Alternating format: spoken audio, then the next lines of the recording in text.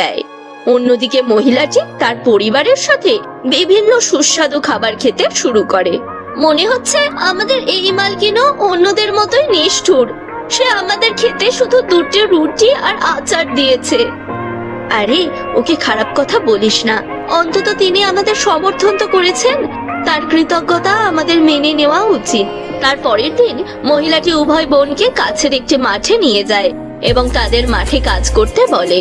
দুই বোনই প্রখর রোদে কাজ শুরু করে এবং কিছুক্ষণের মধ্যেই তাদের খুব জল তেষ্টা পায়। মালকিন, আমরা খুব তৃষ্ণার্ত, দয়া করে আমাদের একটু জল দিন। জল পান করতে তোমাদেরকে দূরের একটি নদীতে যেতে হবে। কিন্তু মালকিন, তোমার কাছে তো একটা জলের বোতল আছে, তুমি আমাদেরকে সেখান থেকে একটু জল দাও। না না, আমি তোমাকে আমার জল দেব না, তোমরা দুজনেই দাসী, তাই নদী থেকেই জল খেয়ে এসো।